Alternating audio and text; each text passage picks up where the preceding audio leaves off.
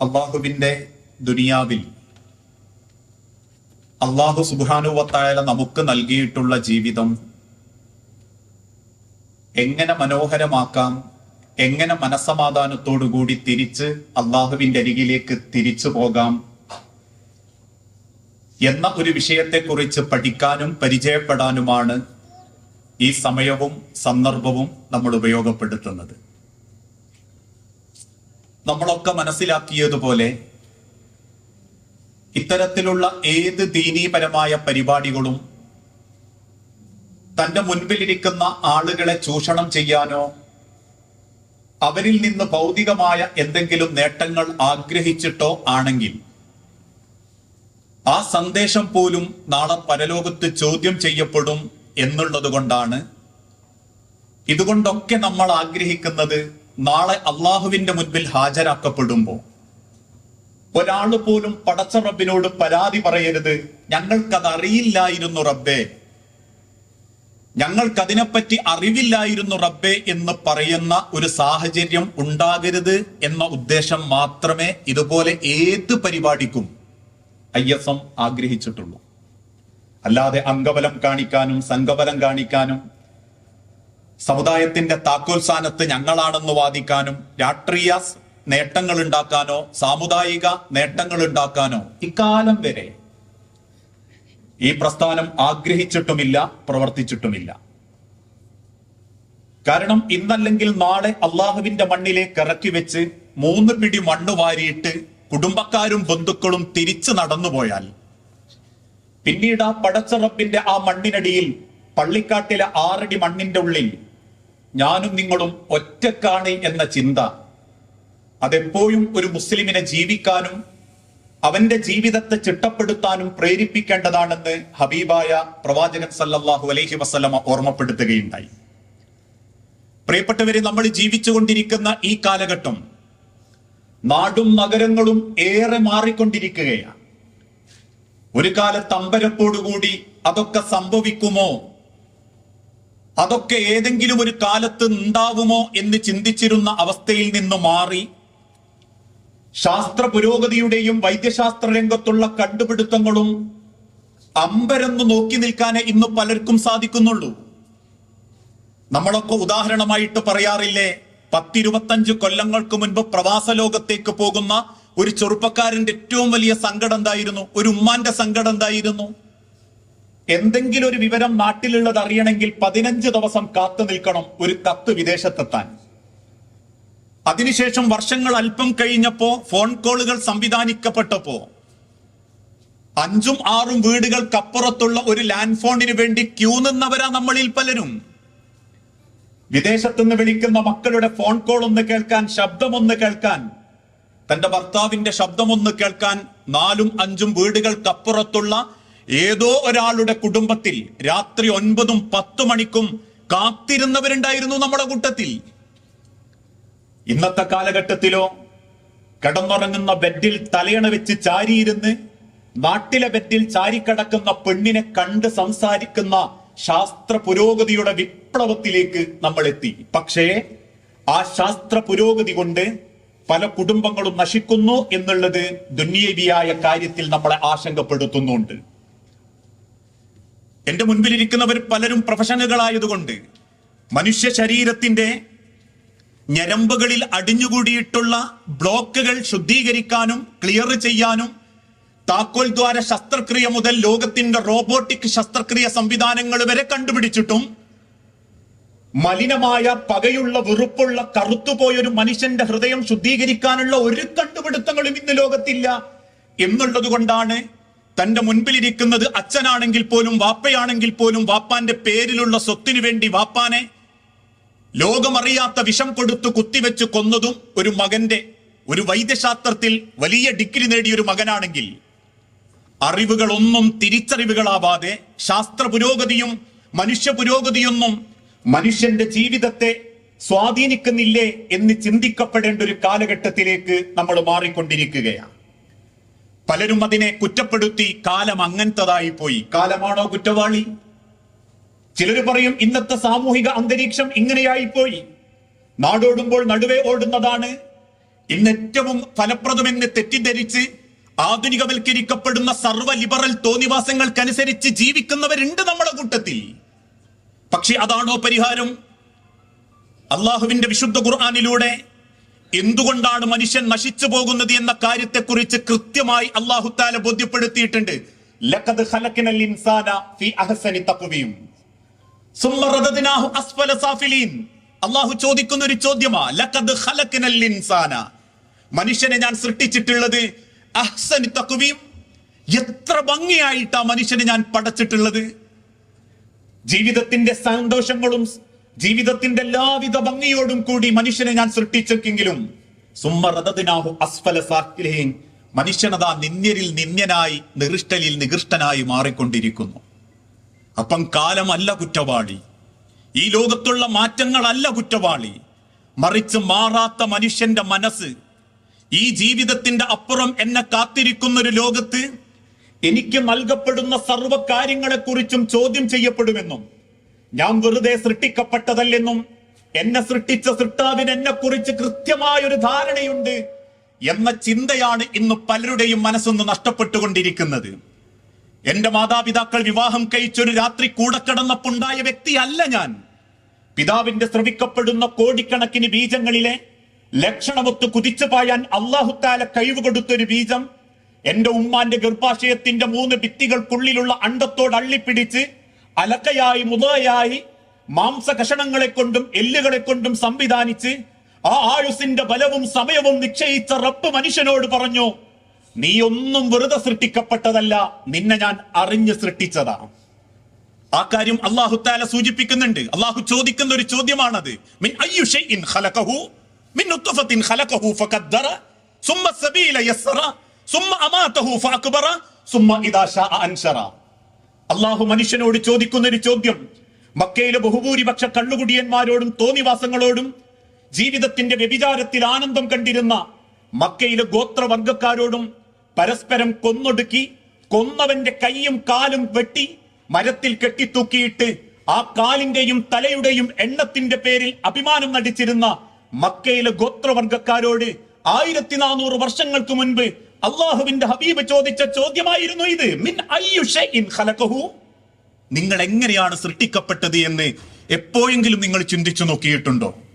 മിൻ നുത്ഫത്തിൻ ഖലഖഹു ഫഖദ്ദറ, മിൻ നുത്ഫത്തിൻ ഖലഖഹു, പിതാവിന്റെ നെഞ്ചും കൂടിന്റെ ഉള്ളിൽ നിന്നും ഉത്ഭവിച്ച് മാതാവിന്റെ അണ്ടത്തോട് ഒട്ടിച്ചേർന്ന് അള്ളാഹു സൃഷ്ടിച്ചെടുത്ത ഒരു ഇന്ദ്രിയ തുള്ളിയിൽ നിന്ന്, ഒരു ബീജത്തുള്ളിയിൽ നിന്ന്. എന്നിട്ട് അള്ളാഹു പറയുന്നു ഫഖദ്ദറ, അവനാണ് നിങ്ങളെ ക്രമപ്പെടുത്തിയവൻ, അവനാണ് നിങ്ങളെ സംവിധാനിച്ചവൻ. സുമ്മ സബീല യസ്സറ, ആ സംവിധാനിച്ച റബ്ബ് നിങ്ങളോട് പറയുന്നു നിങ്ങൾക്കുള്ള വഴിയും ആ റബ്ബ് ഏൽപ്പിച്ചു തന്നിട്ടുണ്ട്. നമ്മളൊക്കെ പറയാറില്ലേ, എന്തെങ്കിലും ഒരു പുതിയ ഓട്ടോമാറ്റിക് വാഷിംഗ് മെഷീൻ വാങ്ങണമെന്ന് തീരുമാനിച്ച ഏത് സ്ഥാപനത്തിൽ ചെന്ന് അത് വില പറഞ്ഞുറപ്പിക്കുമ്പോഴും നമ്മൾ പറയുന്ന ഒരു വാക്കുണ്ട്, അതൊന്ന് ഫിറ്റ് ചെയ്തൊന്ന് കാണിച്ചു തരാൻ ഒരാളെ പറഞ്ഞേക്കണം കേട്ടോ. സർവീസുകാരൻ വരും, അവൻ അതിന്റെ അളവ് പറഞ്ഞുതരും, എത്ര ലിക്വിഡ് ഒഴിക്കണം, എത്ര വെള്ളം വേണം, കോട്ടൺ എത്ര വെള്ളം ഉപയോഗിക്കണം, പോളിസ്റ്ററിന് എത്ര വെള്ളം ഉപയോഗിക്കണം, എത്ര മണിക്കൂർ ഇത് കറങ്ങണം, ഇങ്ങനെയൊക്കെ കൃത്യമായി ബോധ്യപ്പെടുത്തി തരുമ്പോ നമ്മൾ അതിന്റെ സർവീസിനെ പറ്റി ആവേശം പറയുന്നുണ്ടെങ്കിൽ 1400 വർഷങ്ങൾക്ക് മുൻപ് മനുഷ്യനെ സൃഷ്ടിച്ച റബ്ബ് പറയുന്നു നിങ്ങൾക്കുള്ള കാറ്റലോഗ് ഞാൻ സംവിധാനിച്ചിട്ടുണ്ട്. സുമ്മ സബീല യസ്സറ, നിങ്ങൾക്കുള്ള വഴി ഞാൻ കൃത്യമായി എളുപ്പമാക്കിയിട്ടുണ്ട്. ലോകത്ത് മറ്റൊരു മതം പറയുന്നത് പോലെയും അള്ളാന്റെ മതം പറഞ്ഞിട്ടില്ല. തീക്കനലിന്റെ മുകളിലൂടെ നിങ്ങൾ നടക്കണം, അള്ളാഹുവിന്റെ ഹബീബ് പഠിപ്പിച്ചിട്ടില്ല. മറ്റേതെങ്കിലും അർത്ഥത്തിൽ നിങ്ങളുടെ ചുണ്ടുകളിലോ നാവുകളിലോ ശൂലം കുത്തണം, അള്ളാഹുവിന്റെ ഹബീബ് പഠിപ്പിച്ചിട്ടില്ല. ലാ യുകല്ലിഫുല്ലാഹു നഫ്സൻ ഇല്ലാ വുസ്അഹാ, അവനെ കൊണ്ട് പറ്റുന്നതല്ലാത്തതൊന്നും അള്ളാഹുവിന്റെ പ്രകൃതി മതം മനുഷ്യനെ പഠിപ്പിച്ചിട്ടില്ല. സുമ്മ സബീല യസ്സറ സുമ്മ അമാതഹു ഫഅക്ബറ, അവിടെ അവസാനിപ്പിക്കാതെ റബ്ബ് പറഞ്ഞു സുമ്മ അമാതഹു, എങ്ങനെയൊക്കെ നിങ്ങൾക്ക് ജീവിക്കാൻ പറ്റിയാലും, എത്ര നിങ്ങൾ പണമുണ്ടാക്കിയാലും, ലോകം നിങ്ങളുടെ കാൽ കീഴിലാണെന്ന് നിങ്ങൾ അഹങ്കരിച്ചാലും, 1000 സ്വപ്നങ്ങൾ നിങ്ങൾ മനസ്സിൽ കൊണ്ടു നടന്നാലും, സുമ്മ അമാതഹു, അവസാനം നിങ്ങൾ മരിക്കുക തന്നെ ചെയ്യും. ലോകത്തിന്ന് വരെ മരണത്തെ തടഞ്ഞു നിർത്താൻ സാധിക്കുന്ന ഒരു കണ്ടുപിടുത്തവും മനുഷ്യ ബുദ്ധിക്കോ ലോകബുദ്ധിക്കോ കണ്ടെത്താൻ സാധിച്ചിട്ടില്ല. ലോകത്ത് കോടാനുകോടി കയ്യിലുള്ള ഒരാൾക്ക് പോലും മരണത്തെ തടഞ്ഞു നിർത്താൻ സാധിച്ചിട്ടില്ല. നമ്മൾ കേട്ടിട്ടില്ലേ, വിദേശ രാജ്യത്തെ റോഡുകളിൽ വാപ്പാക്ക് അപകടം പറ്റി ഹോസ്പിറ്റലിലാക്കിയപ്പോ ഹോസ്പിറ്റൽ അധികാരികളോട് അന്ന് കേരളത്തിൽ ഏറ്റവും വലിയ പണക്കാരനായ MS യൂഫസ് അലി സാഹിബ് വിളിച്ചു പറഞ്ഞത്, പണം എനിക്കൊരു പ്രശ്നമല്ല, വാപ്പാന്റെ ജീവിതം നിലനിർത്താൻ എന്ത് ചെയ്യാൻ പറ്റും. പക്ഷെ പണത്തിനൊന്നും വിലയില്ലെന്ന് ബോധ്യപ്പെടുത്തുന്ന ആ മരണം കൺമുൻപിൽ കാണുമ്പോ 1400 കൊല്ലങ്ങൾക്ക് മുൻപ് അള്ളാഹു മനുഷ്യരോട് സർവരോടും ഓർമ്മപ്പെടുത്തി, സുമ്മ അമാതഹു. നമ്മളെ മനസ്സിന്റെ സ്വപ്നങ്ങളോ ആഗ്രഹങ്ങളോ നമ്മൾ ലക്ഷ്യം വെച്ച നമ്മളെ വലിയ കണ്ടുപിടുത്തങ്ങളോ ഇതൊന്നും നമ്മളെ മരണത്തെ തടഞ്ഞു നിർത്തൂല. അങ്ങനെയായിരുന്നെങ്കിൽ കഴിഞ്ഞ ആഴ്ച നമ്മൾ വായിച്ച എത്ര മരണവാർത്ത നമ്മൾ വായിക്കേണ്ട അവസ്ഥ വരൂല. 5 കൊല്ലം പ്രവാസ ലോകത്ത് ജീവിച്ച് ഉള്ള കിടപ്പാടം പണയപ്പെടുത്തി പോയ മകൻ നാട്ടിലുള്ള ഭാര്യനെയും വാപ്പനെയും ഇമ്മനെയും വിളിച്ചറിയിച്ചു, ഞാൻ ഇന്ന ദിവസം രാവിലെ കരിപ്പൂരെത്തും. 5 കൊല്ലത്തിനിടക്ക് അവന്റെ മക്കൾ അവൻ കണ്ണോണ്ട് കണ്ടിട്ടില്ല, വാപ്പാനൊന്ന് ചേർത്ത് പിടിച്ചിട്ടില്ല, കെട്ടിയ പെണ്ണിനൊന്ന് മനസ്സറിഞ്ഞ് ആലിംഗനം ചെയ്തിട്ടില്ല. 5 കൊല്ലങ്ങൾക്കിപ്പുറം നാട്ടിലേക്ക് പുറപ്പെടാൻ ഒരുങ്ങുന്ന ചെറുപ്പക്കാരന്റെ സർവ്വ പെട്ടികളും കൂട്ടുകാര് പെട്ടി കെട്ടി സലാം പറഞ്ഞ് കിടന്നുറങ്ങി. പിറ്റേന്ന് നേരം വെളുത്തു സുബഹിക്കൈനേറ്റ കൂട്ടുകാരൻ തട്ടി വിളിക്കുമ്പോ തണുത്തുറഞ്ഞു കിടക്കുന്ന ആ ചെറുപ്പക്കാരന്റെ മയ്യത്ത് കണ്ട് പിന്നീട് 2ാമത്തെ ദിവസം കെട്ടിയ പെട്ടിയോടൊപ്പം മറ്റൊരു പെട്ടിയിലാക്കി നാട്ടിലേക്ക് അയക്കേണ്ടി വന്നിട്ടുണ്ടെങ്കിൽ സുമ്മ അമാതഹു, നിങ്ങൾ മരിക്കും, ഫഅക്ബറ, നിങ്ങളെ കബറടക്കുകയും ചെയ്യും. ആ കബറിൽ എത്തുന്നതോടുകൂടി എല്ലാം അവസാനിക്കുമായിരുന്നെങ്കിൽ മരണം വലിയ സന്തോഷാന്ന് നമുക്ക് പറയേണ്ടി വരും. ചിലരൊക്കെ പറയാറില്ലേ, വേദന തിന്ന് അങ്ങേയറ്റം സങ്കടപ്പെടുമ്പോ ഒന്ന് മരിച്ചു കിട്ടിയാ മതിയായിരുന്നു എന്ന് ചിന്തിച്ച മരിച്ചു കഴിഞ്ഞാൽ പിന്നെ ഒന്നുമില്ല എന്നുള്ളൊരു തോന്നലാണെങ്കിൽ അത് വേണ്ട. സുമ്മ അമാതഹു ഫഅക്ബറ സുമ്മ ഇദാ ശഅ അൻശറ, നിങ്ങൾ ഒരിക്കൽ കൂടി പടച്ച റബ്ബിന്റെ മുൻപിൽ ഹാജരാക്കപ്പെടും. അതേ ആയത്തിന്റെ നിർവചനത്തിൽ മറ്റൊരു ഭാഗത്ത് അല്ലാഹു തആല ഓർമ്മപ്പെടുത്തി, മിൻഹാ ഖലഖനാകും വഫീഹാ നുഈദുകും വമിൻഹാ നുഖ്രിജുകും താറത്തൻ ഉഖറ. മിൻഹാ ഖലഖനാകും, നിങ്ങൾ ആ മണ്ണിൽ നിന്നാണ് വന്നതെങ്കിൽ, വഫീഹാ നുഈദുകും, ആ മണ്ണിലേക്ക് തന്നെ നിങ്ങൾ മടങ്ങുന്ന ഒരു ദിവസം വരാനുണ്ട്. ആ മടങ്ങുന്ന ദിവസത്തിനോട് കൂടി നിങ്ങളുടെ ജീവിതം അവസാനിക്കുന്നില്ല. വമിൻഹാ നുഖ്രിജുകും താറത്തൻ ഉഖറ, ആ ഖബറിൽ നിന്ന് നിങ്ങൾ അല്ലാഹുവിന്റെ മുൻപിലേക്ക് ഒരിക്കൽ കൂടി നിങ്ങൾ ജീവിപ്പിക്കപ്പെടും. ആ ജീവിപ്പിക്കപ്പെടുന്ന ലോകത്ത്, ഈ ലോകത്ത് അല്ലാഹു തആല എന്തൊക്കെ തന്നിട്ടുണ്ടോ ആ നൽകപ്പെട്ട സർവ്വതിനെ പറ്റിയും പരലോകത്ത് ചോദ്യമുണ്ട്. ഈ ലോകത്ത് അല്ലാഹു നൽകിയത് പ്രൊഫഷണൽ മേഖലയാണെങ്കിൽ, ആരോഗ്യമാണെങ്കിൽ, ആയുസ്സാണെങ്കിൽ, സമ്പത്താണെങ്കിൽ, വാഹനമാണെങ്കിൽ, എന്തിന് ചലിപ്പിക്കാൻ കഴിയുന്ന കൈകളും കാണാൻ കഴിവുള്ള കണ്ണുകളും കേൾക്കാൻ കഴിവുള്ള ചെവികളും സംസാരിക്കാൻ കഴിവുള്ള നാവുകളും നടക്കാൻ കഴിവുള്ള കാലുകളും ദഹിക്കാൻ പറ്റുന്ന ആമാശയങ്ങളാവട്ടെ, നിങ്ങളോട് ഓരോന്നിനെ പറ്റിയും അള്ളാഹു നാളെ ചോദിക്കും. അതുകൊണ്ടല്ലേ ഒരിക്കൽ മദീന പള്ളിയുടെ അരികിലുള്ള വീട്ടിൽ നിന്ന് ഈത്തപ്പന ഓലയിൽ നിന്ന് അള്ളാഹുവിന്റെ റസൂൽ അങ്ങനെ തിരിഞ്ഞു മറിഞ്ഞും കിടക്കുക. അരികിൽ കിടക്കുന്ന ആയിഷ റളിയല്ലാഹു തആല അൻഹ ചോദിച്ചു, എന്താണ് റസൂലെ നിങ്ങൾക്കൊരു സങ്കടം, ഉറക്കം വരാത്ത? അള്ളാഹുവിന്റെ റസൂൽ കണ്ണുനീരോട് ആയിഷ ബീവിനോട് പറഞ്ഞത്, ആയിഷ വിശന്നിട്ട് വയ്യാന്ന. അന്ന് റസൂലുള്ളാഹി സ്വല്ലല്ലാഹു അലൈഹി വസല്ലമക്ക് കോടിക്കണക്കിന് സ്വത്തുക്കളുള്ള ബൈത്തുൽ-മാലുണ്ട്, ഗനീമത്ത് സ്വത്തുക്കൾ ഉള്ളതുണ്ട്. ഉഹദിലും ഖൈബറിലും ഖന്തക്കിലും അതോടൊപ്പം ബദറിലും പിടിക്കെടുത്തെടുത്ത നിരവധി സ്വത്തുക്കളുള്ള ഒരു ബൈത്തുൽ-മാൽ ഉണ്ടായിട്ടും അന്ന് അതൊക്കെ സംരക്ഷിച്ചു പോരുന്ന അള്ളാഹുവിന്റെ ഹബീബ് പട്ടിണിയാ. ആ പട്ടിണിയിൽ ആശ്വാസം തോന്നാൻ എഴുന്നേറ്റ് നടന്നു. ഇരുട്ടത്താരോ എതിരെ വരുന്നു. ചോദിച്ചു, ആരാ? അദ്ദേഹം പറഞ്ഞു, ഞാൻ സിദ്ദീഖുൽ അക്ബർ റസൂലെ. കേട്ട ചരിത്ര നമ്മള്. സിദ്ദീഖുൽ അക്ബറും പറഞ്ഞു, റസൂലെ പട്ടിണി കൊണ്ട് ഉറക്കം വരുന്നില്ല, വിശന്നിട്ട് വയറ് കാളുക റസൂലെ. ഇതാരാ പറയുന്നത്? ഒരിക്കൽ ശത്രുവിന്റെ മുഖത്തു നോക്കി ആ ശത്രു പീഡിപ്പിക്കുന്ന ബിലാൽ ഇബ്നു റവാഹനെ ചൂണ്ടി ആ സിദ്ദീഖുൽ അക്ബർ റളിയല്ലാഹു അൻഹു ചോദിച്ചിട്ടുണ്ട്, നീ പറയുന്ന വില ഞാൻ തരും ബിലാലിനെ മോചിപ്പിക്കുകയാണെങ്കിൽ. അന്ന് അവര് ചോദിച്ച വില കൊടുത്തിട്ടാണ് സിദ്ദീഖുൽ അക്ബർ ബിലാൽ ഇബ്നു റവാഹ റളിയല്ലാഹു അൻഹുവിനെ മോചിപ്പിച്ച് ഖബ്ബാബ് റളിയല്ലാഹു അൻഹുവിനെ മോചിപ്പിക്കുന്നത്. ഇരുമ്പിന്റെ പരവതാനി ചുട്ടുപഴിപ്പിച്ച് അതിൽ മലർത്തിക്കടച്ച് വീണ്ടും ഖബ്ബാബ് റളിയല്ലാഹു അൻഹുവിന്റെ മുതുക്കത്തേക്ക് ആ കത്തിയാളുന്ന വിറകുകൊള്ളിയെടുത്ത് കുത്തുന്നത് കണ്ടപ്പം സിദ്ദീഖുൽ അക്ബർ ചോദിച്ചിട്ടുണ്ട്, നീ പറയുന്ന വില ഞാൻ തരും, ആ ഖബ്ബാബിനെ മോചിപ്പിക്കണം. അങ്ങനെ ഇസ്ലാമിക ലോകത്ത് സർവ്വരെയും ഇസ്ലാമിന്റെ തണലിലേക്ക് കൂട്ടിക്കൊണ്ടുവന്ന് അവസാനം ദരിദ്രനായ സിദ്ദീഖുൽ അക്ബർ റളിയല്ലാഹു അൻഹു പറയുന്നു, പട്ടിണിയാ റസൂലേ, വിശന്നിട്ട് വയ്യ. അല്പം കൂടി മുൻപോട്ട് പോയപ്പം ഉമർ റളിയല്ലാഹു അൻഹുവിനെ കണ്ടു. ഉമറും കണ്ണീരോടെ പറഞ്ഞു, റസൂലേ പട്ടിണിയാ. ഇതാരാ മനുഷ്യരെ പറയുന്നതെന്നറിയോ നിങ്ങൾക്ക്? ഉമറിന്റെ ജീവിത കാലഘട്ടം മുതൽക്ക് മക്കയിൽ ഉമറിന്റെ പേര് കണ്ടാൽ ആളുകൾ പറയ്ക്കും. അന്നത്തെ മക്കയിൽ ഏറ്റവും വലിയ ഗോത്രത്തിൽ ഏറ്റവും വലിയ കേടിയായി കൊട്ടേഷൻ ഏറ്റെടുത്ത് ആയിരക്കണക്കിന് ചുവന്ന ഒട്ടകങ്ങളുടെ മുതലാളിയായി ആളുകളുടേത് കുത്തിപ്പറിച്ചും കൊള്ള നടത്തിയും അന്ന് ലോകം വാണിരുന്ന അന്നത്തെ മക്കയിലെ ഗോത്രക്കാരുടെ പേടി സ്വപ്നം 100 ഒട്ടകങ്ങൾക്ക് വേണ്ടി അള്ളാഹുവിന്റെ ഹബീബിന്റെ കഴുത്തറുക്കം വന്ന അതേ ഉമർ റളിയല്ലാഹു കണ്ണീരോടെ പറയാ, പട്ടിണിയാ നബിയെ. 3 പേരും കൂടി മുൻപോട്ട് നടക്കുമ്പോൾ ഒരു ദരിദ്രനായ സ്വഹാബിന്റെ വീട്ടിൽ ഒരു വിളക്ക് കാണും. അരികിൽ ചെന്ന് സലാം പറയും. 3ാമത്തെ പറച്ചിലിന് 2 തവണ സലാം മടക്കല് കിട്ടാതെ 3ാമത്തെ തവണ പറയുമ്പോ സലാം മടക്കല് കിട്ടുമ്പോ റസൂല് ചോദിക്കുന്നുണ്ട്, എന്തേ സഹോദര ഇനി ആദ്യം സലാം മടക്കാത്ത്? ആ ദരിദ്രൻ പറയും, പ്രവാചകരെ, നിങ്ങൾ ഭക്ഷണത്തിന് വന്നതാന്ന് എനിക്ക് മനസ്സിലായി. ഞാനും എന്റെ മക്കളും ഭാര്യയും ഭക്ഷണം കഴിച്ചിട്ട് ദിവസങ്ങളായി. നിങ്ങൾ ഓരോ സലാം കേൾക്കുമ്പോഴും ഞാൻ എന്റെ വീട് തിരയുകയാ, എന്തെങ്കിലും കിട്ടുമെന്നറിയാൻ. അവസാനം കിട്ടിയ ഒരു കാരക്ക റസൂലിന്റെ കയ്യിൽ ഏൽപ്പിച്ചിട്ട് ആ സ്വഹാബി പറഞ്ഞു, ഇതേ ഉള്ളൂ റസൂലെ ഈ വീട്ടിൽ. ആ കാരക്ക 6 കഷണങ്ങളായി ചീന്തിയെടുത്ത് 2 കഷണം വൃത്യൻ അബ്ദുള്ള റളിയല്ലാഹുവിന്റെ കൈമ കൊടുത്തിട്ട് റസൂൽ ആദ്യം പറയുന്നത് എന്താ അറിയോ? ഇതിന്റെ ആയിഷാക്കും എന്റെ ഫാത്തിമാക്കും കൊടുക്കണം. 3 ദിവസമായി എന്റെ ആയിഷയും ഫാത്തിമയും പട്ടിണി കൊണ്ട് വീട്ടിൽ കിടക്കുക. ബാക്കിയുള്ള 3 കഷണങ്ങൾ ഒന്ന് സിദ്ദീഖുൽ അക്ബറിനും ഉമർ ഇബ്നുൽ ഖത്താബിനും അബ്ദുള്ളാക്കും ഏൽപ്പിച്ച് ബാക്കി ഒരു കാരക്കന്റെ കഷണം എടുത്തിട്ട് ഇങ്ങനെ ആകാശത്തേക്ക് ചൂണ്ടി. ആ കാരക്കയുടെ ചേളിലേക്ക് നോക്കി നിന്ന് കരയുന്ന റസൂലുള്ളാഹിനോട് സഹാബത്ത് ചോദിച്ചു, എന്തിനാ നബി നിങ്ങൾ കരയുന്നത്? ഇങ്ങനെയൊക്കെ അള്ളാഹ്ക്ക് വേണ്ടി പണിയെടുത്തിട്ടും പട്ടിണിയായി പോയ സങ്കടാണോ നിങ്ങളെ കണ്ണീര്? അള്ളാഹുവിന്റെ റസൂലുള്ള തലയാട്ടിയിട്ട് പറഞ്ഞു, വല്ലാഹി വല്ലാഹി സുമ്മ ലതുസ്അലുന്ന യൗമഇദിൻ അനിൻ നഈം. ഈ നൽകപ്പെട്ട കാരക്കയുടെ കഷണത്തെ കുറിച്ച് പോലും എനിക്ക് എന്റെ അള്ളാഹിനോട് മറുപടി പറയേണ്ടി വരും.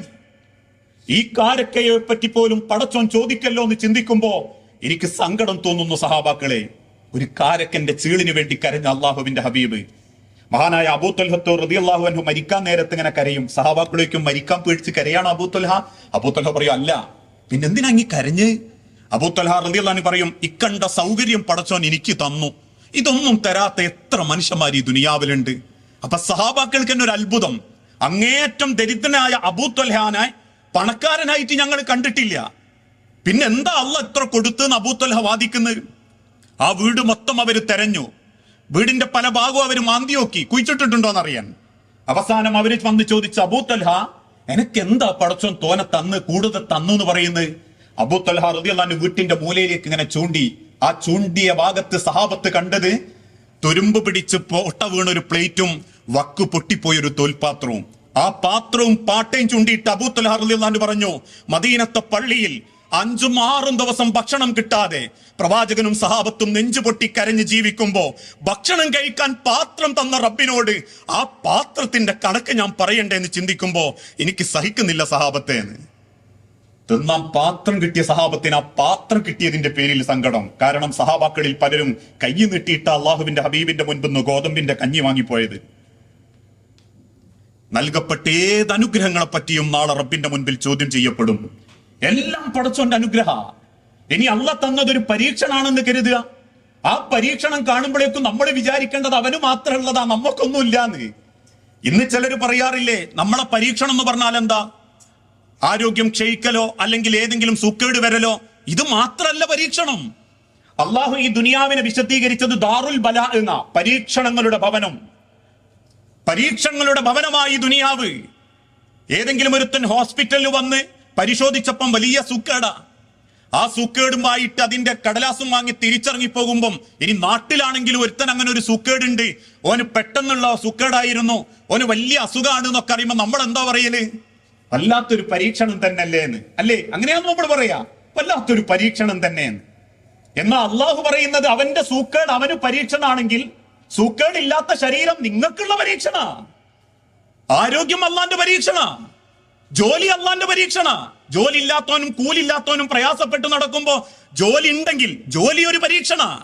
വീടില്ലാത്തവൻ വാടക വീട്ടിൽ കയറി സങ്കടപ്പെട്ട് ആഴ്ചയും മാസവും കടന്നു പോകുന്നത് വെപ്രാളത്തോട് ഓർക്കുന്നുണ്ടെങ്കിൽ ഒരു കൂലിയും വാടകയും കൊടുക്കാതെ അടച്ചുറപ്പുള്ള റൂം കിടന്നുറങ്ങുന്നത് അള്ളാന്റെ പരീക്ഷണ.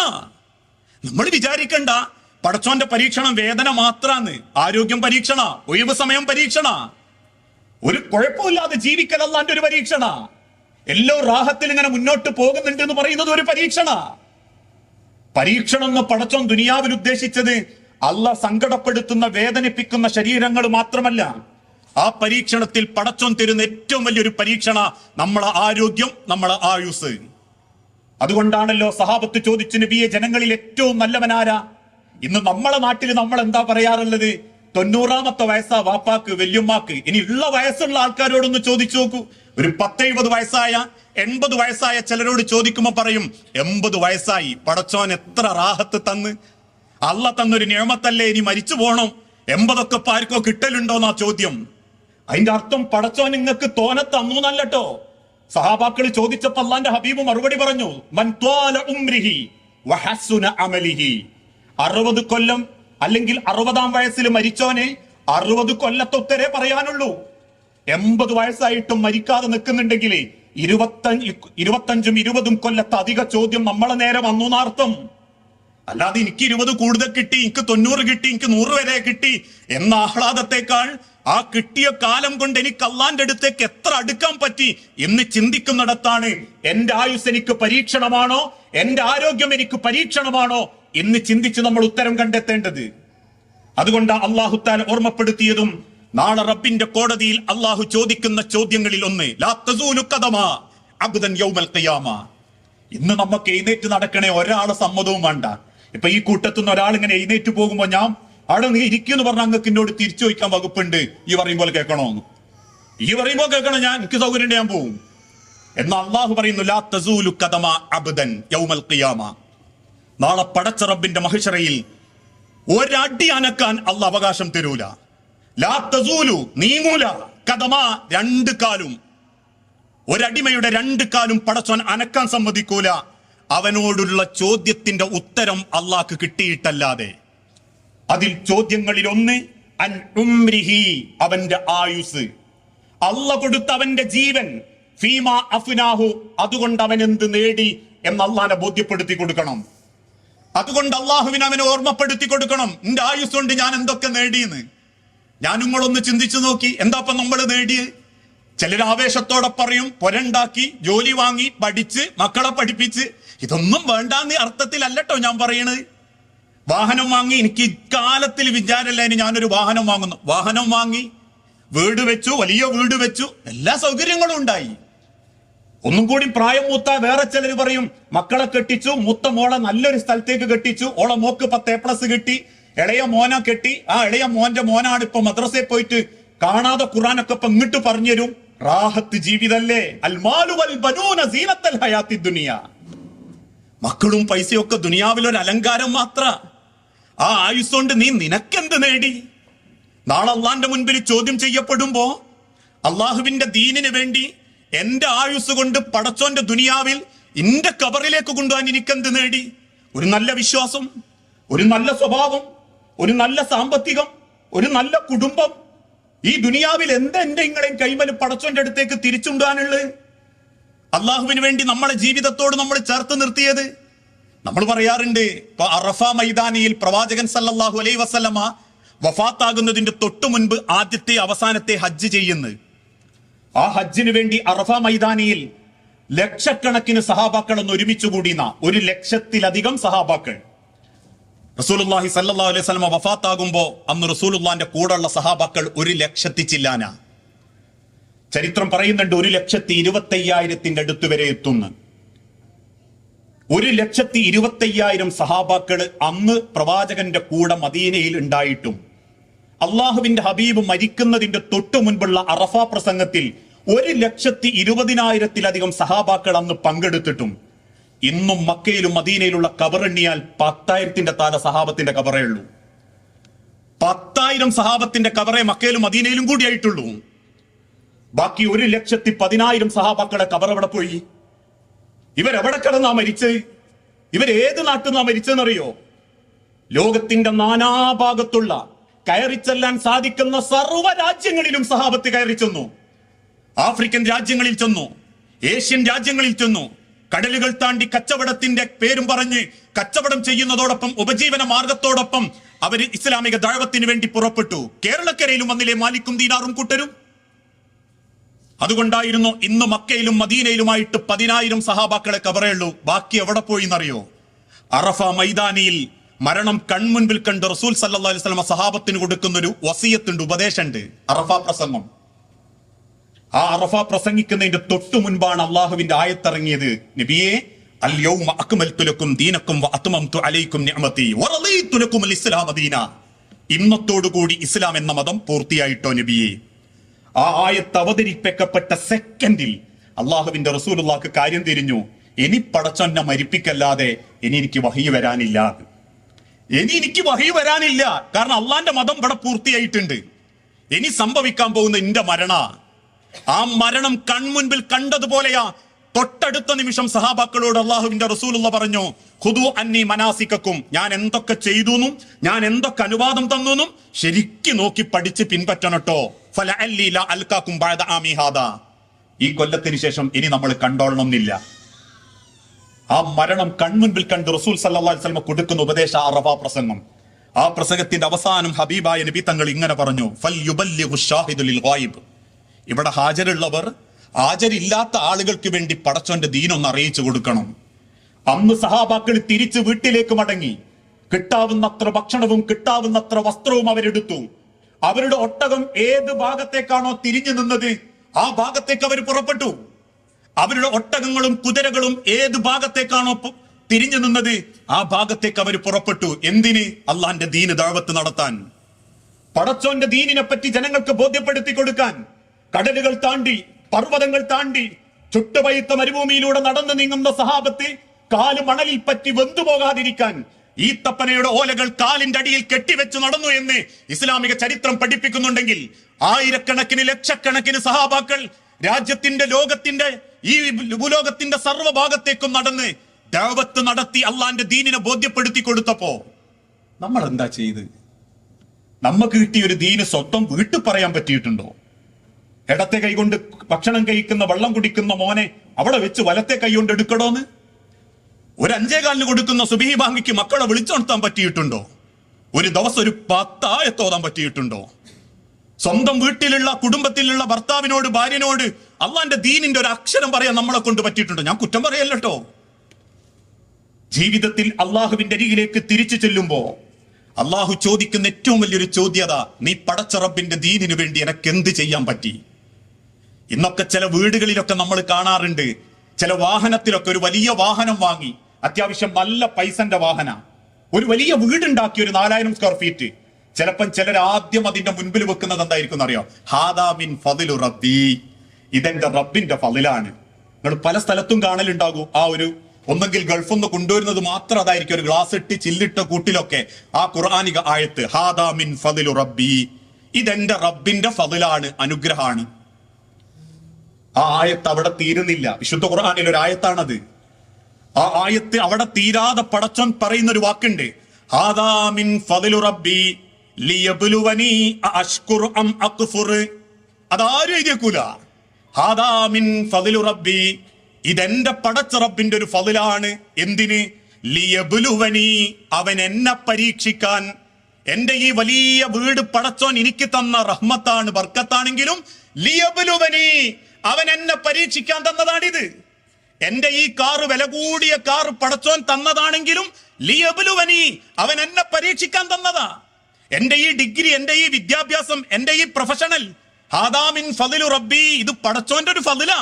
പക്ഷേ ലിയബ്ലുവനി അഷ്കുറു ഔ അക്ഫുറു, ആരൊക്കെയാണ് നന്ദി കാണിക്കുന്നതെന്നും നന്ദി കെട്ടവന്മാരെന്നും അള്ളാഹുവിന് അറിയാൻ. അല്ലാണ്ട് പടച്ചോൻ നമ്മളെ ഫളില് മാത്രം തന്ന് ആ ഫളില് നമ്മൾ ഇങ്ങനെ ആഘോഷിക്കുന്നത് കാണാൻ വേണ്ടിയിട്ട് തന്ന ഫളിലല്ലതൊന്നും. നമ്മളിൽ ആരൊക്കെ നന്ദി കാണിക്കുന്നു, നന്ദി കെട്ടവന്മാരുണ്ട് എന്ന് അള്ളാഹുവിന് പരീക്ഷിച്ചറിയാൻ, കണ്ടറിയാൻ. അള്ളാഹു തന്ന ഭവനത്തിന്റെ ഉള്ളിൽ ഒരു വക്ത് നിസ്കാരം നടക്കുന്നില്ലെങ്കിൽ ഔ അക്ഫുർ, നന്ദി കെട്ടവനാണെന്ന് പടച്ചോൻ ബോധ്യപ്പെട്ടു. അള്ളാഹു തന്ന വാഹനം, പടച്ചോൻ തന്ന പ്രൊഫഷൻ, അള്ളാഹു തന്ന മക്കള്, അള്ളാഹു തന്ന കുടുംബം അള്ളാഹ്ക്ക് ഇഷ്ടപ്പെട്ട രീതി കൊണ്ടുകൊടുക്കാൻ പറ്റുന്നില്ലേ? അള്ളാന്റെ അടുത്ത് ചോദ്യം ചെയ്യപ്പെടും നന്ദി കെട്ടവന്മാരായിട്ട്. എന്നിട്ട് അള്ളാഹു പറയുന്നു, വമൻ ശകറ ഫഇന്നമാ യശ്കുറു ലിനഫ്സിഹി, ആരെങ്കിലും നന്ദി കാണിച്ച അതിന്റെ ഗുണം അവൻ തന്നെയാ. നമ്മൾ മനസ്സറിഞ്ഞൊരു നന്ദി കാണിച്ച അതിന്റെ ഗുണം നമുക്ക്. വമൻ കഫറ ഫഇന്ന റബ്ബി ഗനിയ്യുൻ കരീം. എന്നിട്ട് അള്ളാഹുവിന്റെ ഭാഗം പറയാ, ഇനി നന്ദി കേട് നിങ്ങൾ കാണിച്ചു, നന്ദി കെട്ടവന്മാരായി നിങ്ങളെങ്കിൽ ഫഇന്ന റബ്ബി ഗനിയ്യുൻ, അള്ളാഹു പരിശുദ്ധനാട്ടോ. നിങ്ങൾ നന്ദി കെട്ടെന്ന് കരുതി, നിങ്ങൾ മോശമായി എന്ന് കരുതി പടച്ചോനൊരു ചുക്കും സംഭവിക്കാനില്ല. കാരണം കരീം, അവൻ മാന്യനാ, അവൻ മാന്യനാ. അല്ലാഹ് ചോദിക്കാതെ വാരിക്കോരി തന്നിട്ടുണ്ട്. അന്യായങ്ങളും അവിവേകങ്ങളും ചെയ്തിട്ടും അവൻ നിങ്ങളെ പരിപാലിക്കുന്നുണ്ട്. എത്രത്തോളം തോന്നിയാസം ചെയ്ത് കിടന്നുറങ്ങിയിട്ടും നേരം വെളുത്തിട്ട് ശ്വാസം പടച്ചോൻ തിരിച്ചു തരുന്നുണ്ട്. ഹക്കാണോ ബാത്തിലാണോ എന്ന് നോക്കാതെ വാരിത്തുന്ന് ഹറാമായത് സമ്പാദിച്ചിട്ടും പടച്ചോൻ അത് ദഹിപ്പിക്കുന്നുണ്ട്. മോശമായ പലതും കണ്ടു കടന്നിട്ടും പിറ്റേന്ന് നേരം വെളുക്കുമ്പോൾ കണ്ണിന്റെ കാഴ്ച അല്ലാഹ് തിരിച്ചെന്നിട്ടുണ്ട്. ആരാന്റെ കൊഞ്ചൽ കേൾക്കാനും ഭർത്താവിനെയും ഭാര്യനെയും വഞ്ചിച്ച് നടന്നിട്ടും പടച്ചോൻ എന്നെ അത് മൂടി വെച്ച് സഹായിച്ചിട്ടുണ്ട്. അതിന്റെ അർത്ഥം പടച്ചോൻ പൊട്ടനാന്നല്ല. അല്ലാഹ് പരിശുദ്ധിയുള്ളവനാ, കരീം മാന്യനുവാ. നന്ദി ചെയ്യുന്നവർക്കേ പടച്ചോൻ ആഹാരത്തിൽ വെളിച്ചം നൽകിയിട്ടുള്ളൂ. ഈ ലോകത്തിലും ആത്യന്തികമായ അവസാനത്തെ വിജയം നന്ദി ചെയ്യുന്ന ആളുകൾക്ക് മാത്രമാ. അതുകൊണ്ട് നമ്മൾ ഇന്ന് പറയാറില്ലേ, ഒരാൾ ഏറ്റവും നല്ല ജോബ് എന്താ? Good job. മറ്റൊരാൾക്ക് വഴി കാണിച്ചു കൊടുക്കുക, നല്ല വഴി കാണിച്ചു കൊടുക്കുക എന്നുള്ളതാ. വമൻ അഹ്സനു ഖൗലൻ മിമ്മൻ ദഅ ഇലല്ലാഹ് വഅമില സ്വാലിഹൻ വഖാല ഇന്നനി മിനൽ മുസ്ലിമീൻ. ഞാനൊക്കെ പറയാറുണ്ട് നാട്ടിൽ, ഞാൻ കുറ്റം പറയാന്ന് കരുതല്ലേ ഒരിക്കൽ കൂടി. ഈ കൂട്ടത്തിലുള്ളവരെ പലരെയും എനിക്ക് വ്യക്തിപരമായിട്ട് അറിയാം. ദീനീ രംഗത്ത് സജീവമായിട്ട് ഇടപെടുന്നവര്, മുന്നിൽ വരുന്ന രോഗികളോടും അല്ലാത്ത ആളുകളോടും മാന്യമായിട്ട് മാറുന്നവര്, ഏറ്റെടുക്കുന്ന കാര്യത്തിൽ കൃത്യനിഷ്ഠതയോടെ അള്ളാനെ പേടിച്ച് ജീവിക്കുന്നവരാണെന്ന 100% ബോധ്യത്തോടെ, ഒരു പക്ഷേ നമ്മളെക്കാൾ, എന്നേക്കാൾ, ഇസ്ലാഹി പ്രവർത്തനത്തിന്റെ പ്രവർത്തകന്മാരെക്കാൾ മാന്യമായി പ്രൊഫഷണൽ മേഖല കൊണ്ടടക്കുന്നവരുണ്ട് എന്ന ഉത്തമ ബോധ്യത്തോടെ എന്റെ സംസാരം. കുറ്റപ്പെടുത്തിക്കൊണ്ടല്ല. ചില നാട്ടിലൊക്കെ പഠിച്ച്, വിദേശത്ത് പോയി പഠിച്ച് നാട്ടിലൊക്കെ നിൽക്കും, കല്യാണാലോചനകളൊക്കെ വരുമ്പോൾ ചിലർ ആലോചിക്കും, എന്ത് ഇന്ന ഒരാളില്ല അഹമ്മദാജി ഉണ്ട്. അഹമ്മദാജി എങ്ങനെ ആൾക്കാർ പറയും നല്ല മനുഷ്യനാ, ഏത് സമയവും പള്ളിയിൽ ഉണ്ടാവും, നല്ലൊരു മനുഷ്യൻ, അള്ളാന്റെ എന്തോ ഒരു ബർക്കത്ത് കിട്ടിയ മാതിരിയാ. മക്കളൊക്കെ നല്ലോണം പഠിക്കുകയും ചെയ്യും, നല്ലോണം പഠിച്ചു. മൂത്തോനെ ഒരുത്തനുണ്ട്. എന്താ പോന്റെ വിവരം? ഓൻ ഇങ്ങനെ പഠിക്കാൻ ഗൾഫിലൊക്കെ വിദേശത്ത് ഏതോ രാജ്യത്തൊക്കെ പോയിട്ടുണ്ട്, നല്ല വിദ്യാഭ്യാസം നേടിക്ക്. നാട്ടിൽ ഓൻ ഏതോ ഒരു ജോലിയും വലിയൊരു സ്ഥാപനത്ത് കിട്ടിയിട്ടുണ്ട്, ഏതോ ഒരു നല്ല ശമ്പളമുള്ള ഒരു ജോലിയും കിട്ടിയിട്ടുണ്ട്. പക്ഷെ ആളെങ്ങനെയാ? അപ്പൊ നാട്ടുകാരെന്നെ പറയും കുഴപ്പമൊന്നുമില്ല, നല്ല ഡീസന്റ് ചെറിയവൻ. ഓന്റെ ജോലി കൂലി, ഒഴിവുള്ള ഏതെങ്കിലും ദിവസങ്ങളൊക്കെ പള്ളി കാണാൻ, പെരുന്നാളിന് എന്തായാലും ഉണ്ടാവലുണ്ട്. എന്നിട്ട് പറയും ഓ നല്ല ചെറിയോനാട്ടോ, ഓനാ നല്ലവൻ. എന്നാരാ പറഞ്ഞത്? അള്ളാഹു പറഞ്ഞിട്ടില്ല. അള്ളാഹു പറഞ്ഞ നല്ലോനാരാന്നറിയോ? വമൻ അഹ്സനു ഖൗലൻ മിമ്മൻ ദഅ ഇലല്ലാഹ്. ദുനിയാവിൽ എന്ത് കിട്ടിയാലും, എന്തുന്നതിയിലെത്തിയാലും, വമൻ അഹ്സനു ഖൗലൻ മിമ്മൻ ദഅ ഇലല്ലാഹ്, അള്ളാഹുവിന്റെ മാർഗത്തിൽ എന്തെങ്കിലും ഒന്ന് പ്രവർത്തിക്കാൻ അവൻ വരുന്നുണ്ടേ, ഓ നല്ലോനാന്ന് പറഞ്ഞോ. കാരണം എന്താണെന്നറിയോ? നല്ലത് പറയാൻ ഇറങ്ങുമ്പോൾ കുറെ ചീത്തപ്പേര് കേൾക്കേണ്ടി വരും. ഞാനൊക്കെ പറയാറുണ്ട്, ഞാൻ ഇവിടെ MMI സ്കൂളിലാണ് വർക്ക് ചെയ്യുന്നത്. അതിന്റെ തൊട്ടു മുൻപിലെ ഷാദുലി പള്ളിയിലാ കുത്തുബ അറിയാം. കുത്തുബ കഴിഞ്ഞിറങ്ങുമ്പോൾ ചിലർ കൈ പിടിച്ചിട്ട് പറയും അടിപൊളി കുത്തുബ, അതിനിട്ട് ഒന്നത്തെ കാലഘട്ടത്തിന് കേൾക്കേണ്ടതെന്നൊക്കെ പറയും. അത് യൂട്യൂബിൽ അപ്ലോഡ് ചെയ്ത് ഒരു മണിക്കൂർ കഴിയുമ്പോഴേക്ക് ഒരു 10 വാപ്പൻ ഇഞ്ചി കിട്ടിയിട്ടുണ്ടാവും. കാരണം ആൾക്കാരെ കൊണ്ട് നല്ലത് പറയിപ്പിക്കണേ, ഒന്നിലും ഇടപെടാണ്ട് മിണ്ടാന്നാ മതി. അങ്ങനെ ഉണ്ട് കുറെ നാട്ടിലെ ആൾക്കാർ, ആരെ കാര്യത്തിൽ ഇടപെടൂല. ഇപ്പൊ വീട്ടിൽ നിന്ന് ഇറങ്ങും, പള്ളിയിൽ വരും, നിസ്കരിക്കും, ഒരു ചിരി ചിരിച്ച് അങ്ങ് പോകും. ആരും ഒരു കാര്യത്തിലേക്കും ഇല്ല. എന്തെങ്കിലും ദീനീപരമായ കാര്യങ്ങൾക്കുണ്ടോ? ഇല്ല. ഒരു വിഭാഗത്തിലേക്കും ഇല്ല. എന്തെങ്കിലും ഒരു കാര്യത്തിന് മുന്നിട്ട് ഇറങ്ങാൻ താല്പര്യമുണ്ടോ? ഒന്നും നമുക്ക് നടക്കൂല, അതുമായിട്ട് നടക്കുന്നവര് നടക്കട്ടെ, നമ്മളെ നോക്കുമ്പോൾ നിസ്കാരവും പോരാ. അത് മാത്രം നല്ലോന്റെ ലക്ഷണമല്ല. അവനാന്റെ ഇബാദത്തും അവനാന്റെ കാര്യവും മാത്രം നോക്കി നല്ലതാണ് അള്ളാഹു പറഞ്ഞിട്ടില്ല. അള്ളാഹ് പറഞ്ഞതേ വമൻ അഹ്സനു ഖൗലൻ മിമ്മൻ ദഅ ഇലല്ലാഹ്. രണ്ടാമത്തത് അള്ളാഹ് പറയുന്നു വഅമില സ്വാലിഹൻ, എന്നിട്ടവൻ നല്ലത് പ്രവർത്തിക്കട്ടെ.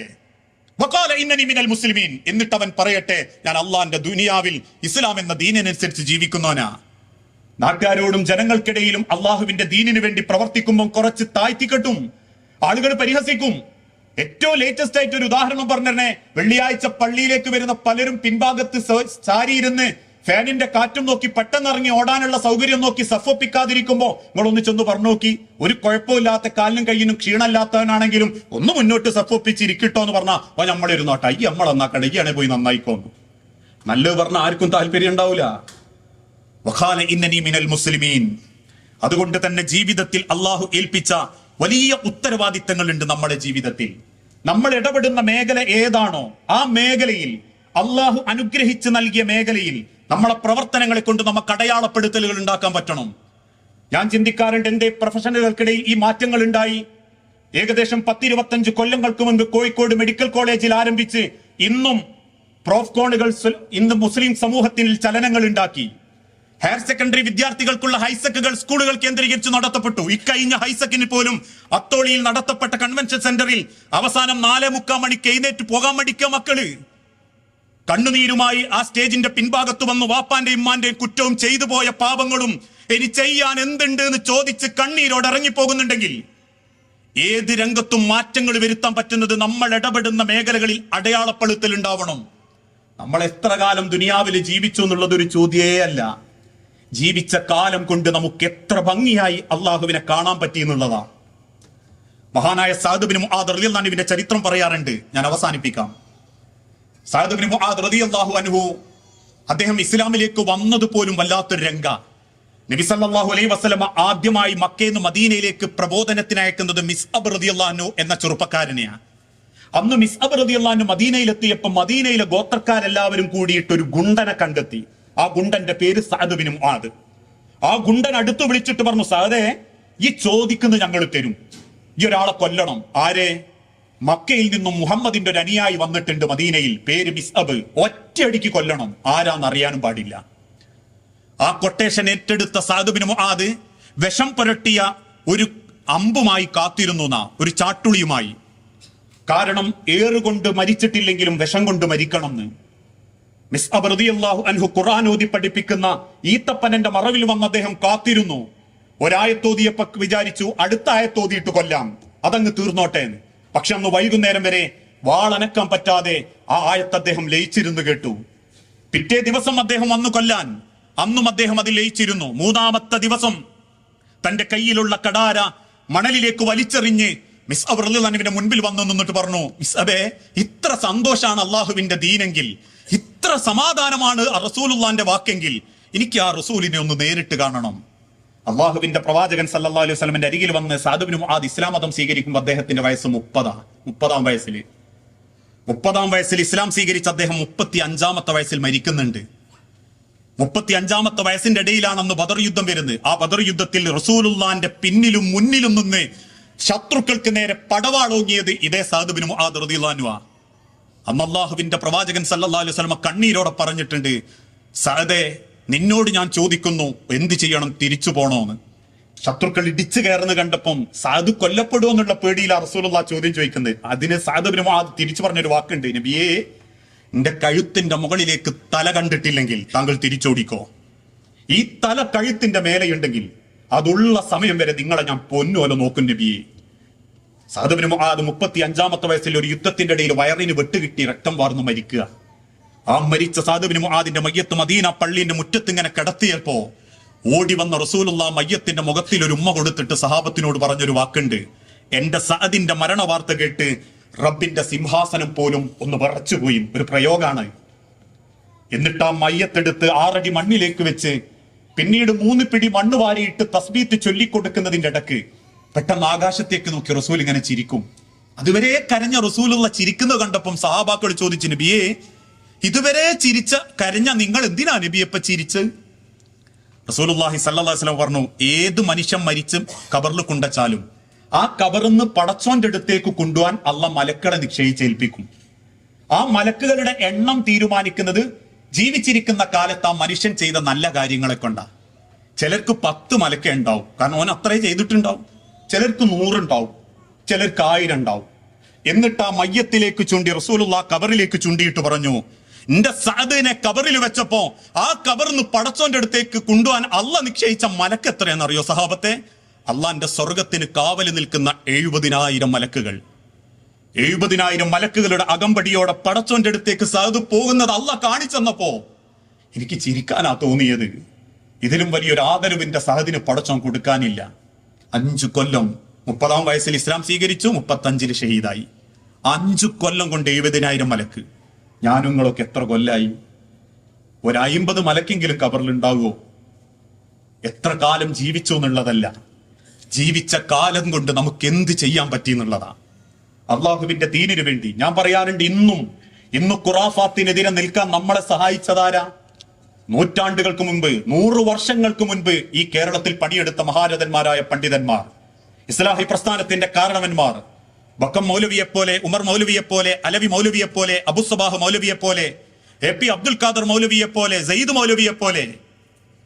ഉമർ മൗലവിന്റെ ഓർമ്മകളുടെ തീരത്ത് എന്ന് പറഞ്ഞ ഒരു ബുക്ക് ഉണ്ട്. നിങ്ങൾ എത്ര ആള് വായിച്ചിട്ടുണ്ടെന്ന് എനിക്കറിയൂല. ഓരോ പേജും കണ്ണു നിറഞ്ഞിട്ടേ വായിക്കാൻ പറ്റൂ. കാരണം അതിൽ അദ്ദേഹം പറയുന്നുണ്ട്, സെയ്ദ് മൗലവി പട്ടാളപ്പള്ളിയിൽ ഖുതുബ നടത്തിയിരുന്ന ആദ്യത്തെ മനുഷ്യൻ. അന്ന് അദ്ദേഹം പട്ടാളപ്പള്ളിയിൽ ഖുതുബ നടത്തിയപ്പോ കുറെ ആളുകൾ വടകരക്ക് ക്ഷണിച്ചുകൊണ്ടുപോയി. പോകുന്ന പോക്കില് കൊയിലാണ്ടി കടപ്പുറത്തെത്തിയപ്പോ കുറച്ച് കച്ചവടക്കാർ പറഞ്ഞു, സെയ്ദ് മൗലവിയെ, ഞാൻ ഇടക്ക് വല്യങ്ങാടി വരുമ്പോ നിങ്ങളെ പ്രസംഗം കേൾക്കലുണ്ട്, ഇവിടെ ഒന്ന് പ്രസംഗിക്കി. തന്റെ മേശപ്പുറത്ത് കയ്യിലുള്ള ഒരു ബാഗ് മേശപ്പുറത്തേക്ക് വെച്ച് കുറച്ച് അരിഷ്ടം തോണ്ടി തിന്ന് എഴുന്നേറ്റ് നിന്ന് ഹംദും സ്വലാത്തും പറഞ്ഞ് 2 വാക്ക് പറയുമ്പോഴേക്കും ചീറിപ്പാൻ ആരോ എടുത്തെറിഞ്ഞൊരു കരിങ്കല്ലിന്റെ കഷണം കൊണ്ട് അദ്ദേഹത്തിന്റെ ചുണ്ടും മുൻവശത്തെ പല്ലു അളകി ചോര വന്നു.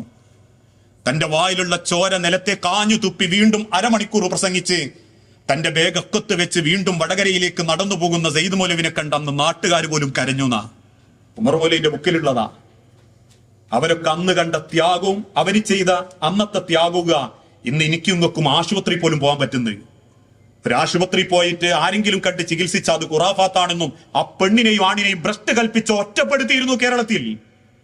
9 മാസം ഗർഭിണിയായ പെണ്ണിനെ പള്ളിയിലേക്ക് കൂട്ടിക്കൊണ്ടുപോയി പിഞ്ഞാണത്തിൽ നഫീസത്ത് മാല എഴുതി കുടിപ്പിച്ച ഒരു കാലഘട്ടം ഉണ്ടായിരുന്നു കേരളക്കരയിൽ. ഇന്നുണ്ട്.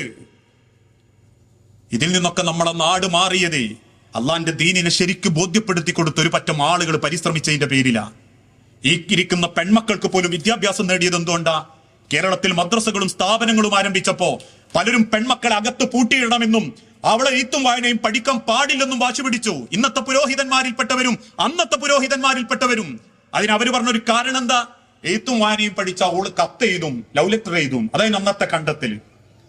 ഇന്ന് അഭിമാനത്തോടു കൂടി സമൂഹത്തിന് മുൻപിൽ എഴുന്നേറ്റ് നിന്ന് ഓരോ മേഖലകളിലും, പ്രൊഫഷൻ മേഖലകളിലും തന്റേതായ വ്യക്തിമുദ്ര പതിപ്പിച്ച് ലോകത്തിലുള്ള പല അടയാളപ്പെടുത്തലുകൾക്കും ഈ ഉമ്മമാർക്കും പെങ്ങന്മാർക്കും പങ്കെടുക്കാൻ പറ്റിയിട്ടുണ്ടെങ്കിൽ കേരളക്കരയിൽ അതിന് വഴിവെച്ചത് മുജാഹിദ് പ്രസ്ഥാനത്തിലെ പണ്ഡിതന്മാരാ. അവർ പറഞ്ഞു, പഠിപ്പിക്കണം.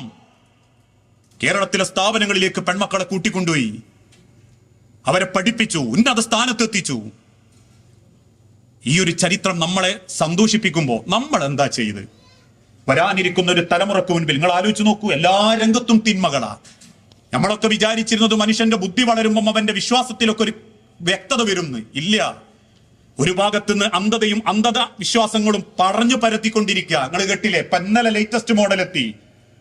300 ഏക്കർ 3 ഏക്കർ ഒരു ഷെയ്ഖിന്റെ കറാമത്ത് ഉണ്ട്, അല്ലെങ്കിൽ റസൂലുള്ള രാത്രിയിൽ വന്നിട്ട് ഞാൻ എനിക്ക് വാങ്ങിത്തരും എന്ന് പറഞ്ഞ കഥ മുതൽ ആകാശത്ത് കൂടെ പോകുന്ന വിമാനം മടവൂരിറക്കിയിട്ട് അവിടുന്ന് കയറിപ്പോയാല് വിളിച്ചൂട്ട ആൾക്കാർ തക്ബീർ. 9 മാസം ഗർഭിണിയാവാത്ത പെണ്ണിന്, അല്ലെങ്കിൽ ഗർഭം ധരിക്കാത്ത പെണ്ണിന് കോഴിക്കാല് കൊടുത്തു ഗർഭം ധരിപ്പിച്ചു. ഷെയ്ഖുനാന്റെ കറാമത്ത്. ചീറിപ്പാഞ്ഞു വന്ന തീവണ്ടീനെ കൈകൊണ്ട് താങ്ങി നിർത്തിയിട്ട് പറഞ്ഞു, ഇത്ര സ്പീഡിലില്ല, പോകാൻ പാടില്ല, കുറച്ച് സ്പീഡ് കുറച്ചിട്ടേ പോകാന്നു. തീവണ്ടി എന്നെ ചൂളിപ്പോയിന്ന.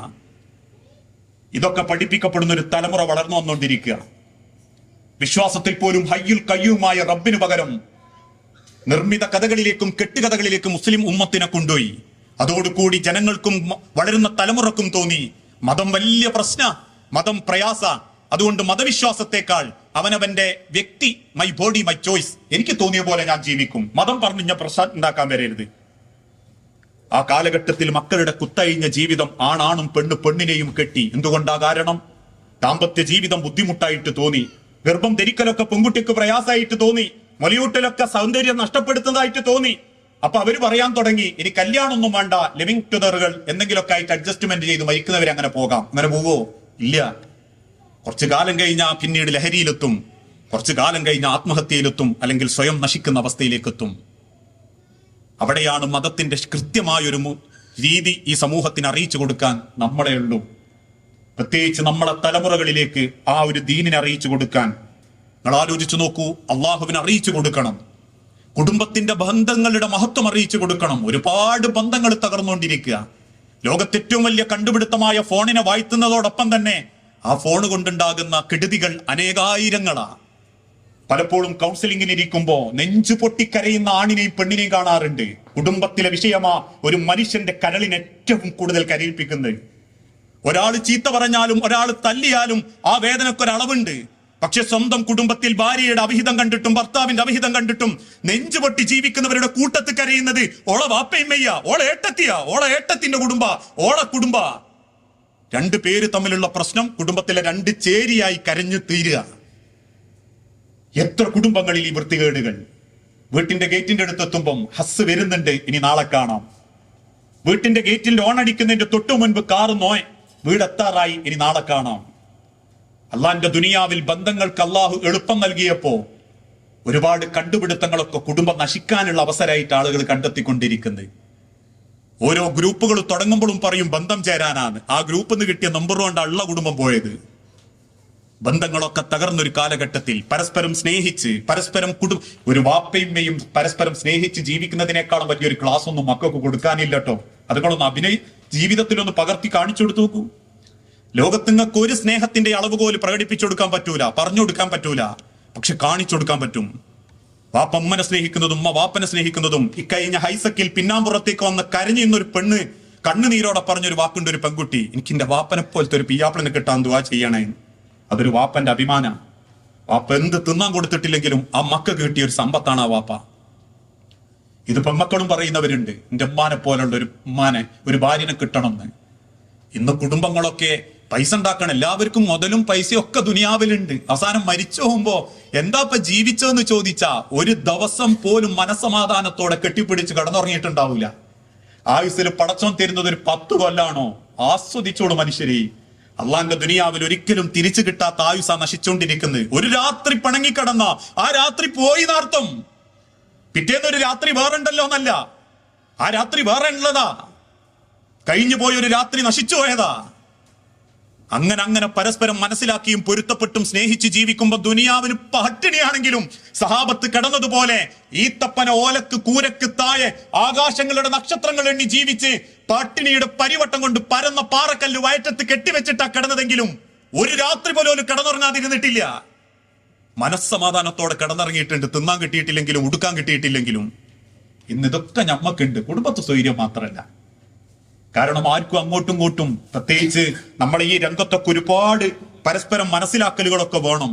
മക്കൾ വഴിതെറ്റുന്നു എന്നൊക്കെ പറയുന്ന രക്ഷിതാക്കൾ എത്ര പേര് മക്കൾക്ക് ദീനിന്റെ വഴി കാണിച്ചു കൊടുത്തിട്ടുണ്ട്. ചിലർ പറയും മക്കൾ നല്ലോണം പഠിക്കുന്നു. അൽഹംദുലില്ലാ, നല്ലോണം പഠിക്കുന്നത് മാത്രം ഒരു ക്വാളിറ്റി ആയിട്ട് പറയരുത്. ആ പഠിക്കുന്നത് അവളെ ജീവിതത്തിൽ എല്ലാ സ്വഭാവത്തിലും ഞാൻ കാണുന്നുണ്ട് എന്നുള്ളൊരു അഭിമാനം ഉണ്ടെങ്കിൽ നിങ്ങളൊരു നല്ല വാപ്പയും വയ്യ. നമ്മളൊരു നല്ല വാപ്പയും വയ്യ.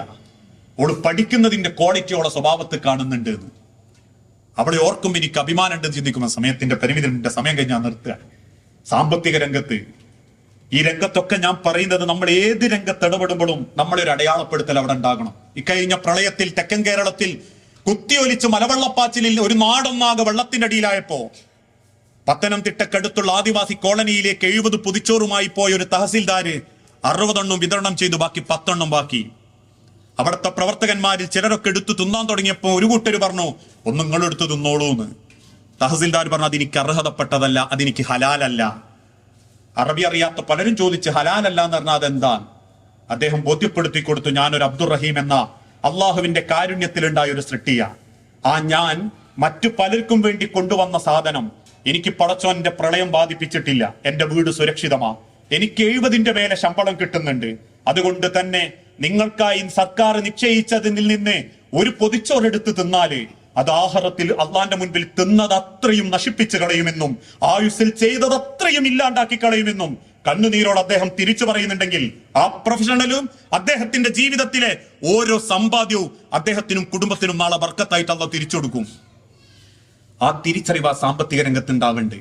അല്ലാതെ എങ്ങനെങ്കിലും പൈസ ഉണ്ടാക്കാൻ മാത്രമാണെങ്കിൽ എല്ലാ രംഗവും പൈസ ഉണ്ടാക്കാൻ പറ്റുമോ? പണ്ടൊക്കെ ഈ പറഞ്ഞ മാതിരി ഏതെങ്കിലും പഠിച്ച പ്രൊഫഷണൽ മേഖലയെ പൈസ ഉണ്ടാക്കാൻ പറ്റുമായിരുന്നു. ഇപ്പൊ മൗലവിമാര് മേഖല വരെ പൈസ ഉണ്ടാക്കാൻ പറ്റുന്ന മേഖലയാണ്. കാരണം ഞാനിപ്പോ നിങ്ങളോട് പറയാ, ഞാനേ പുതിയൊരു ബിസിനസ് തുടങ്ങുന്നുണ്ട്. നിങ്ങൾ 10 ലക്ഷം റുപ്യ വീതം എല്ലാവരും തന്നാൽ ഞാൻ മാസത്തിൽ ലാഭം തരും. എന്താ ബിസിനസ്? ഹരിയാനയിൽ നിന്ന് പോത്തിനെ കൊണ്ടുവന്ന് ഇവിടെ വളർത്തുക, അതിന്റെ ചാണകം വിറ്റിട്ടും പാല് കറന്നെടുത്തിട്ടും പിന്നെ കുറച്ച് കഴിയുമ്പോൾ അതിനെ വിറ്റിട്ടും കശാപ്പുകാർക്ക് കൊടുത്തിട്ടും ലാഭം നിങ്ങൾക്ക് മാസത്തിൽ. ആയുസ്സിൽ ഇതുവരെ ഞാനൊരു പോത്തിനെ നല്ലോണം പൂറ്റിയിട്ടില്ല. അതിനെപ്പോഴാ കറക്കേണ്ടതെന്ന് എനിക്കറിയൂല, അതിനെപ്പോഴാ ചേലിനിടേണ്ടത് ഇണ ചേർക്കേണ്ടതെന്ന് എനിക്കറിയൂല. ഇതൊന്നും അറിയാത്ത ഞാൻ പിന്നെ എനിക്ക് എന്താ ക്വാളിറ്റി ഉള്ളത്? ജനങ്ങൾ വിശ്വസിക്കുന്ന ഒരു ഐഡന്റിറ്റി ഉണ്ട്, മിമ്പർമ കയറുന്നുണ്ട്.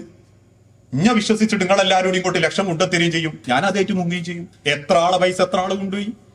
മണിച്ചയിലെ നെറ്റ് മാർക്കറ്റിങ്ങളിലൊക്കെ പൈസ ഇട്ടിട്ട് ഇടുമ്പോ ആരോടും പറയൂല, പോയാലാ പറയും. ഇടുമ്പോ ആരെങ്കിലും പറഞ്ഞിട്ട് അത് ചെയ്യലടാ, അതെനിക്ക് ഹലാലാവൂല എന്ന് കേൾക്കാനുള്ള ബേജാറുകൊണ്ട് ചോദിക്കൂല. പോയി കഴിഞ്ഞാൽ നാട്ടിലെ സർവ്വ മൂല്യന്മാരോടും ചോദിക്കും അത് ഹലാലായിനോ ഹറാമായിരുന്നോ. എത്ര ആളുകൾ പൈസ ഉണ്ടാക്കാനോട് ദുനിയാവിൽ. ഇനി ഉണ്ടാക്കിയതൊക്കെ മനുഷ്യന്റെ ആയുസ് പിടിച്ചു നിർത്തിയിട്ടുണ്ടോ? ഇല്ലല്ലോ. കഴിഞ്ഞ ദിവസം ഒരു ചെറുപ്പക്കാരൻ പറഞ്ഞിട്ടുണ്ട് 18 കൊല്ലം ഗൾഫിൽ നിന്നു, എന്തൊക്കെയോ സൂക്കേടായിട്ട് നാട്ടിൽ വന്നു, ഇപ്പൊ ഏകദേശം ഒരു 15 ലക്ഷം റുപ്യ ചെലവായി. അദ്ദേഹം പറയാ ഇതിന്റെ ഉള്ളിലുള്ള 4-5 അവയവത്തിന് മാത്രം എന്തൊക്കെയോ പ്രശ്നങ്ങൾ വന്നപ്പോ എനിക്ക് 15 ലക്ഷം പോയി. ഇത് മൊത്തം ഞാൻ കേടായിനെങ്കിൽ എത്ര കോടി ചെലവാക്കേണ്ടി വരികയായിരുന്നു. ദുനിയാവിൽ പടച്ചോൻ തരുന്ന പൈസ അള്ളാഹിന്റെ ദുനിയാവെന്ന് അള്ളാഹ് ക്രയവിക്രയത്തിന് തന്നതാ. അതിനുവേണ്ടി മരിച്ചോടിയാലേ ദുനിയാവിൽ ഹക്കും ബാത്തിലും നോക്കാണ്ട് ഓടേണ്ടി വരും. എന്നാൽ കിട്ടുന്ന പൈസയിൽ ഹക്കേ ഉള്ളെങ്കിൽ അത് തിന്നുന്ന മക്കൾ പോലും പരലോകത്ത് ആ വാപ്പക്കും ഒക്കെ ഏറ്റവും വലിയ ബർക്കത്തായിരിക്കുന്ന. എന്നാൽ എത്ര ഹറാമായി സമ്പാദിച്ച് മക്കളെ കൊട്ടാരത്തിൽ വളർത്തിയാലും, ഏത് സപ്രമഞ്ച കട്ടിലിൽ ഭാര്യനെ കിടത്തി ഉറക്കിയാലും, ലോകത്തിന്റെ ഏത് മുക്കുമൂലകളിൽ പോയി താമസിച്ചാലും, എന്തിന് പടച്ചറബിന്റെ മണ്ണായ കഅബയെ പോയി ഇരുന്ന് നിങ്ങൾ എത്ര ഇബാദത്ത് ചെയ്താലും, ഒരാളെ മനസ്സ് വേദനിപ്പിച്ചുണ്ടാക്കിയ ഒരു ഉറുപ്പ്യക്ക് നിങ്ങൾ ഒരു ആയുസ് നശിപ്പിക്കാനുള്ള കഴിവുണ്ട് എന്ന് അള്ളാഹ് പറഞ്ഞു.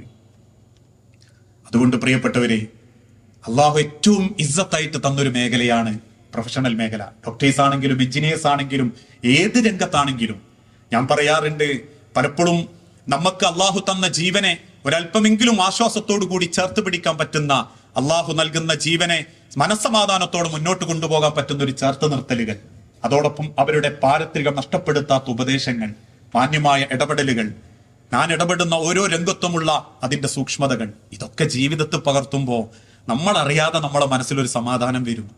ഏത് രംഗത്തും നമ്മളൊരു നല്ല വഴിക്ക് പോയി നോക്കൂ, മനസ്സിൽ വലിയ സമാധാനം. എന്നൊരു കെട്ട വഴി തിരഞ്ഞെടുത്ത് നോക്കേണ്ടി ആശങ്കയാ. ഒരാളെ മുഖത്തേക്ക് നോക്കുമ്പോൾ പടച്ചോനെ പോലെ അറിഞ്ഞിട്ടാണോ നോക്കുന്നത് എന്നുള്ളൊരു ബേജാറ് വരെ വരും. അതില്ലാതിരിക്കണേ. തെരഞ്ഞെടുക്കുന്ന വഴിയൊക്കെ മനസ്സിന്റെ സമാധാനത്തിനാവണം.